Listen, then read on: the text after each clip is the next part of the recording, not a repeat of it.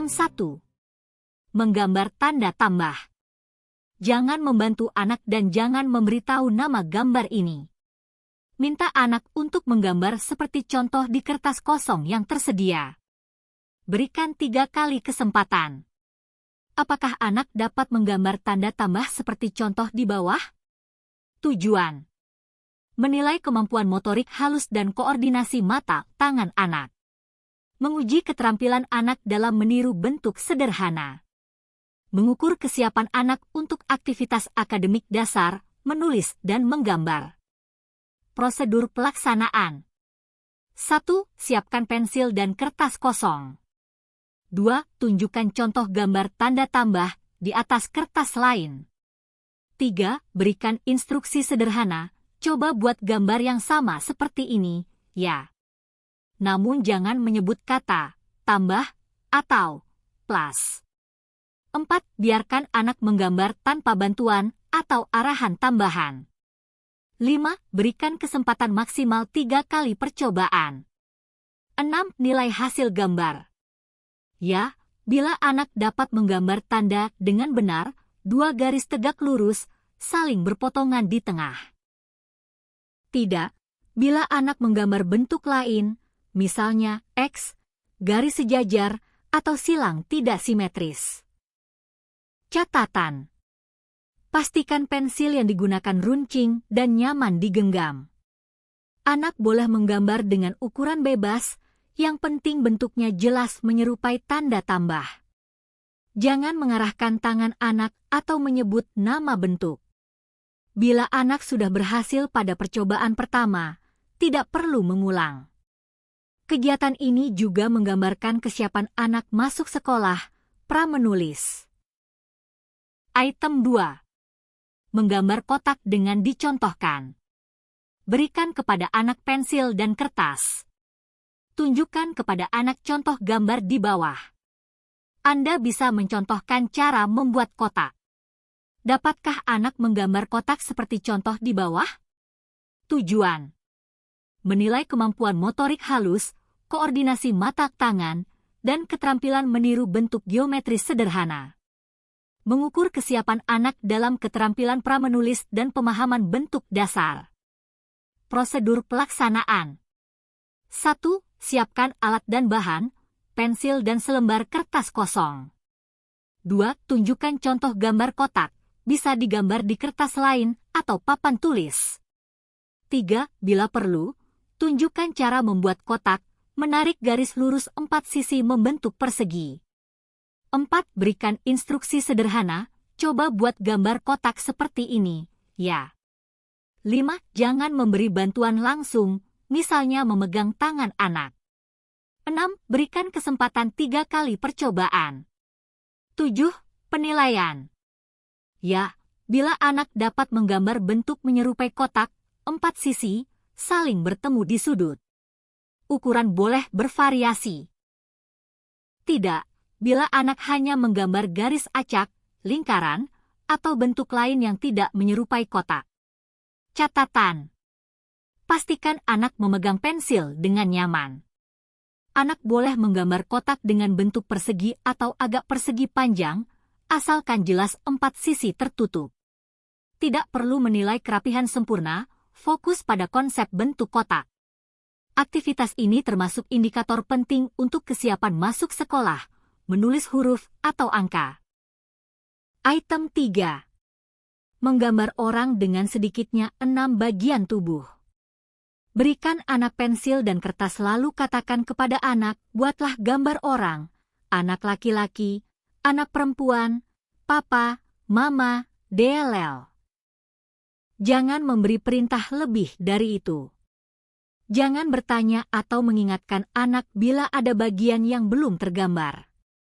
Dalam memberi nilai, hitunglah berapa bagian tubuh yang tergambar. Untuk bagian tubuh yang berpasangan seperti mata, telinga, lengan dan kaki, setiap pasang dinilai 1 bagian. Pastikan anak telah menyelesaikan gambar sebelum memberikan penilaian. Dapatkah anak menggambar orang dengan sedikitnya 6 bagian tubuh? Tujuan: menilai kemampuan motorik halus, koordinasi visual, motorik, dan keterampilan menggambar representatif. Mengukur perkembangan kognitif dan skema tubuh, body image, anak. Prosedur pelaksanaan. 1. Siapkan alat, pensil dan selembar kertas kosong. 2. Instruksikan anak dengan kalimat sederhana. Coba gambar orang, ya. Bisa gambar anak laki-laki, anak perempuan, papa, mama, atau siapa saja. 3. Jangan memberi perintah tambahan, misalnya menyebut bagian tubuh yang harus digambar. 4. Jangan bertanya atau mengingatkan bila ada bagian tubuh yang belum tergambar. 5. Biarkan anak menyelesaikan gambar dengan caranya sendiri. 6. Setelah anak selesai, hitung jumlah bagian tubuh yang tergambar. Bagian tubuh yang berpasangan dihitung 1, contoh, 2 mata 1 bagian, 2 telinga 1 bagian, 2 kaki 1 bagian, DLL. 7. Penilaian. Ya, bila anak menggambar orang dengan sedikitnya 6 bagian tubuh, misalnya kepala, mata, mulut, badan, tangan, kaki. Tidak, bila gambar kurang dari 6 bagian tubuh. Catatan. Bagian tubuh yang dinilai dapat berupa kepala, mata, hidung, mulut, telinga, rambut, badan, tangan, lengan, kaki, tungkai. Gambar tidak harus proporsional atau sempurna, yang penting anak menunjukkan konsep bagian tubuh manusia. Perlu diperhatikan apakah anak sudah menyelesaikan gambar sebelum dilakukan penilaian. Item 4. Mengetahui konsep angka 5. Letakkan 8 kubus di atas meja dan selembar kertas di samping kubus. Katakan kepada anak, ambil 5 kubus dan letakkan di atas kertas. Setelah anak selesai meletakkan, tanyakan, ada berapa banyak kubus di atas kertas? Dapatkah anak melakukannya? Tujuan. Mengukur kemampuan anak dalam memahami konsep bilangan, angka 5. Menilai kemampuan menghitung, mengelompokkan, dan mencocokkan jumlah benda dengan angka yang diminta. Prosedur pelaksanaan. 1. Alat dan bahan, 8 kubus atau balok kecil, selembar kertas. 2. Letakkan 8 kubus di atas meja dan taruh kertas di samping kubus. 3. Instruksikan anak dengan jelas, ambil 5 kubus dan letakkan di atas kertas. 4. Tunggu anak melaksanakan instruksi tanpa memberi bantuan atau isyarat. 5. Setelah anak selesai meletakkan kubus di atas kertas, tanyakan, ada berapa banyak kubus di atas kertas? 6. Perhatikan apakah anak mengambil tepat 5 kubus dan menjawab dengan benar 5 saat ditanya jumlahnya. Penilaian. Ya, bila anak mampu mengambil tepat 5 kubus dan menyebut jumlahnya dengan benar, 5. Tidak, bila anak mengambil bukan 5 kubus atau tidak bisa menyebutkan jumlah dengan benar. Catatan. Jangan membantu anak dengan memberi isyarat atau menghitung bersama. Ulangi instruksi hanya sekali bila anak tampak tidak fokus pada awalnya. Penting untuk memperhatikan kemampuan berhitung mandiri, bukan sekadar menirukan ucapan. Item 5. Memahami, mengartikan 5 kata. Pastikan anak mendengar pemeriksa lalu katakan, saya akan mengucapkan 1 kata dan saya ingin kamu menyebutkan apa arti kata itu. Setiap kata dapat diberikan sebanyak 3 kali bila perlu. Pemeriksa dapat mengatakan, beritahu saya sesuatu tentang itu, tetapi jangan tanya apa kegunaannya. Tanyalah setiap kata dalam satu waktu. Apakah bola itu? Apakah sungai itu? Apakah meja itu? Apakah mobil motor itu? Apakah rumah itu? Apakah pisang itu? Apakah pintu itu? Apakah atap itu? Anak dikatakan dapat mengartikan jika anak mengartikan yang sesuai dalam istilah. 1. Kegunaan. 2. Bentuk. 3. Terbuat dari apa. 4.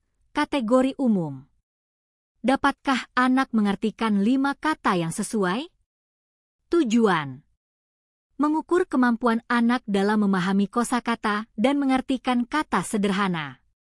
Menilai perkembangan bahasa reseptif dan ekspresif anak, khususnya dalam memberikan arti kata melalui kategori, fungsi, bentuk, atau bahan pembuat.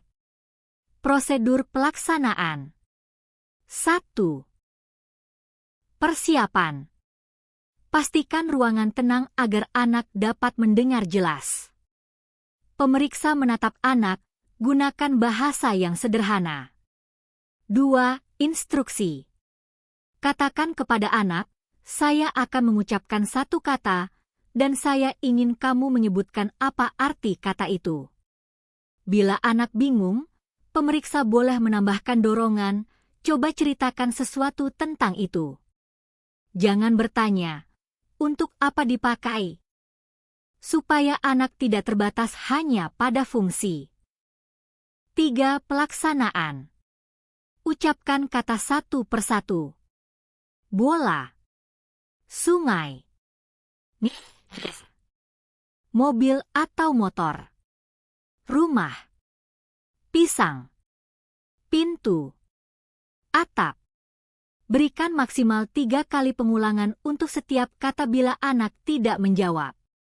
Catat jawaban anak. 4. Kriteria arti yang dapat diterima. Kegunaan atau fungsi, contoh, meja untuk menaruh barang. Bentuk atau ciri, contoh, bola, bulat. Bahan, contoh, meja, terbuat dari kayu. Kategori umum, contoh, pisang, buah. Penilaian. Ya, jika anak mampu mengartikan 5 kata dengan benar, boleh dengan variasi jawaban, fungsi, bentuk, kategori, bahan. Tidak, jika anak hanya mampu mengartikan kurang dari 5 kata atau jawabannya tidak sesuai. Catatan. Perhatikan cara anak menjawab, apakah spontan, ragu-ragu, atau meniru. Pastikan anak tidak diberi bantuan dari orang tua atau pengasuh. Fleksibel terhadap variasi jawaban, yang penting sesuai dengan arti kata. Item 6. Mengetahui konsep analogi berlawanan. Minta anak untuk melengkapi kalimat di bawah ini, jangan membantu kecuali mengulang pertanyaan. Jika kuda besar, maka tikus? Jawaban, kecil. Jika api panas, maka es? Jawaban, dingin. Jika ibu seorang wanita, maka ayah seorang, jawaban, pria, laki-laki. Apakah anak menjawab ketiga pertanyaan dengan benar? Tujuan. Menilai kemampuan kognitif anak dalam memahami hubungan analogi, hubungan sebab akibat atau konsep yang berlawanan. Mengukur pemahaman bahasa dan logika anak dalam menyelesaikan perbandingan sederhana. Prosedur pelaksanaan. 1. Persiapan.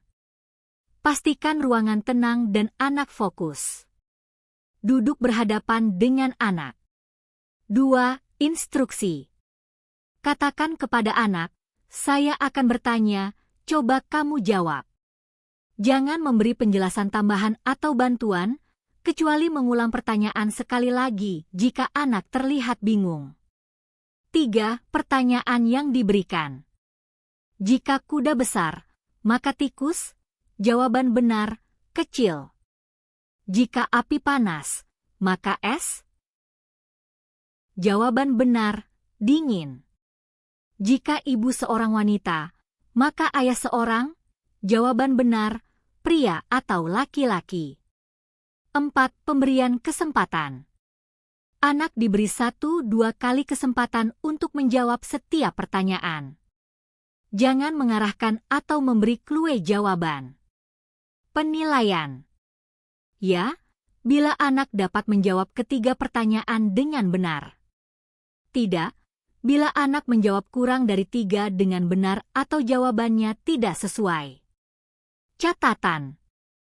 Jawaban anak dapat diterima dalam bentuk sinonim, contoh, dingin, beku, pria, laki-laki. Jika anak menjawab dengan gerakan atau isyarat tanpa kata yang tepat, dinilai tidak. Perhatikan spontanitas jawaban. Jika anak terlalu lama berpikir atau terlihat menebak, catat dalam observasi. Item 7. Tanyakan kepada orang tua atau pengasuh, apakah anak bereaksi dengan tenang dan tidak rewel, tanpa menangis atau menggelayut, pada saat ditinggal oleh orang tua atau pengasuh? Tujuan. Untuk menilai kematangan emosi dan sosial anak, khususnya kemampuan anak beradaptasi dengan perpisahan singkat dari orang tua atau pengasuh. Mengidentifikasi potensi masalah seperti kecemasan berpisah, separation anxiety, yang berlebihan pada usia ini. Prosedur pelaksanaan. 1. Pemeriksa menanyakan secara langsung kepada orang tua atau pengasuh, apakah anak biasanya tenang saat ibu atau bapak meninggalkannya sebentar, ataukah anak menangis dan rewel atau terus menggelayut? 2. Jawaban orang tua atau pengasuh dicatat apa adanya. 3. Tidak perlu dilakukan uji coba langsung, cukup berdasarkan pengamatan sehari-hari dari pengasuh atau orang tua. Penilaian. Ya, bila orang tua atau pengasuh menyatakan anak tenang, tidak menangis atau rewel, dan bisa ditinggal sementara waktu tanpa masalah berarti. Tidak, bila orang tua atau pengasuh menyatakan anak selalu menangis, rewel, atau menolak ditinggal meskipun sebentar. Catatan. Normal bila anak masih menunjukkan sedikit rasa tidak nyaman saat berpisah, tetapi seharusnya dapat ditenangkan dengan cepat. Jika anak selalu rewel atau menangis berlebihan, bisa menjadi tanda adanya keterlambatan perkembangan emosional atau gangguan kecemasan. Penting untuk mempertimbangkan konteks budaya dan pola asuh, misalnya anak jarang ditinggal sehingga belum terbiasa. Item 8. Tanyakan kepada orang tua atau pengasuh, dapatkah anak sepenuhnya berpakaian sendiri tanpa dibantu? Tujuan. Menilai kemampuan kemandirian anak dalam aktivitas sehari-hari, self-help skill. Menggambarkan perkembangan motorik halus, koordinasi, serta keterampilan fungsional dalam berpakaian. Mengevaluasi kesiapan anak untuk lebih mandiri dalam perawatan diri. Prosedur pelaksanaan. 1. Pemeriksa menanyakan secara langsung kepada orang tua atau pengasuh, apakah anak sudah bisa berpakaian sendiri, misalnya memakai kaos, celana, atau rok tanpa bantuan sama sekali? 2. Tekankan bahwa yang dimaksud adalah berpakaian sepenuhnya sendiri, bukan hanya sebagian. 3. Orang tua atau pengasuh diminta memberikan jawaban berdasarkan kebiasaan sehari-hari anak, bukan kemampuan sekali-sekali. Penilaian. Ya, anak mampu berpakaian sendiri tanpa bantuan, memakai kaos, celana, rok, baju, DLL, meskipun butuh waktu lebih lama dari orang dewasa. Tidak, anak masih memerlukan bantuan signifikan, misalnya untuk memasukkan tangan ke lengan baju, menarik celana, atau mengenakan pakaian dari awal hingga selesai. Catatan. Tidak termasuk kemampuan mengancingkan, menali sepatu, atau memakai aksesoris kecil, itu dinilai pada tahap perkembangan selanjutnya. Perlu diperhatikan pola asuh, ada anak yang sebenarnya mampu, tetapi selalu dibantu oleh orang tua sehingga tidak terbiasa mandiri. Keterlambatan pada keterampilan ini dapat menjadi tanda adanya hambatan perkembangan motorik halus atau kemandirian. Item 9. Minta anak untuk berdiri satu kaki tanpa berpegangan. Jika perlu tunjukkan caranya dan beri anak kesempatan sebanyak 3 kali. Dapatkah ia mempertahankan keseimbangan dalam waktu 6 detik atau lebih? Tujuan. Menilai kemampuan motorik kasar anak, khususnya kontrol keseimbangan statis. Menggambarkan perkembangan koordinasi otot, kekuatan tungkai, dan stabilitas tubuh. Mengidentifikasi kemampuan anak dalam melakukan aktivitas yang memerlukan keseimbangan tubuh. Prosedur pelaksanaan. 1. Ajak anak berdiri di tempat yang rata dan aman. 2. Katakan, sekarang coba berdiri dengan satu kaki saja, tanpa berpegangan. 3. Jika anak tampak bingung, tunjukkan contoh berdiri dengan satu kaki. 4. Berikan kesempatan maksimal 3 kali percobaan. 5. Hitung durasi waktu anak dapat mempertahankan posisi berdiri satu kaki. Penilaian. Ya, jika anak mampu berdiri dengan satu kaki tanpa berpegangan selama 6 detik atau lebih. Tidak, jika anak hanya mampu bertahan kurang dari 6 detik, harus berpegangan, atau tidak bisa melakukannya meskipun sudah dicontohkan. Catatan. Pastikan lingkungan aman agar anak tidak terjatuh, misalnya berdiri di dekat pemeriksa atau di atas alas empuk. Waktu dihitung hanya saat anak sudah stabil berdiri dengan satu kaki, bukan saat masih goyah. Keterampilan ini penting untuk kesiapan aktivitas fisik sehari-hari seperti naik tangga, melompat satu kaki, dan aktivitas bermain. Bila anak belum mampu, dapat menjadi indikator adanya keterlambatan motorik kasar atau masalah keseimbangan. Item 10. Apakah anak dapat menangkap bola kecil sebesar bola tenis atau bola kasti hanya dengan menggunakan kedua tangannya? Tujuan. Menilai kemampuan motorik kasar anak dalam hal koordinasi tangan, mata. Mengukur keterampilan anak dalam aktivitas yang membutuhkan refleks, konsentrasi, dan koordinasi bilateral kedua tangan.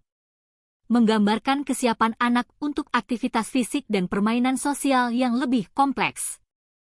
Prosedur pelaksanaan. 1. Siapkan bola kecil sebesar bola tenis atau bola kasti. 2. Ajak anak berdiri berhadapan dengan pemeriksa pada jarak kurang lebih 1,5 meter. 3. Katakan, sekarang saya akan melempar bola ke kamu. Tolong tangkap dengan dua tanganmu, ya. 4. Lempar bola dengan arah dada anak agar mudah ditangkap, tidak terlalu keras dan tidak terlalu pelan. 5. Ulangi percobaan sebanyak 3 kali. Penilaian. Ya, jika anak berhasil menangkap bola minimal 1 kali dengan menggunakan kedua tangannya. Tidak, jika anak tidak dapat menangkap bola sama sekali, atau hanya menggunakan satu tangan atau bola selalu terlepas. Catatan. Gunakan bola ringan agar aman, misalnya bola plastik keras atau bola karet. Pastikan anak dalam posisi siap dan fokus sebelum bola dilempar. Koordinasi menangkap bola dengan dua tangan merupakan keterampilan penting untuk aktivitas olahraga, sepak bola, kasti, basket, dan permainan sosial bersama teman. Bila anak gagal, evaluasi apakah karena kurang fokus, belum terbiasa bermain bola, atau ada keterlambatan motorik kasar.